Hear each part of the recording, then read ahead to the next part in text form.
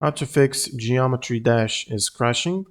First, you want to go to your library, right click on the game and open up the properties. Go to the General tab and add -DX11 to the launch options. And if DX11 is not working or not supported, you can try DX10. Then go to Installed Files and verify the integrity of game files.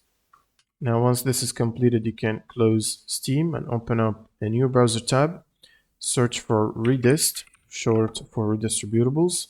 Click on the first Microsoft link. Now, from this table here, you will need to download the 86 installer and the 64 and install both of these. Once you finish the installation, it will likely ask you to restart your computer. Now, right after the restart, you'll also need to check if you have the latest GPU driver updates installed. For NVIDIA GPUs, you can use the NVIDIA app to download the latest updates and install them.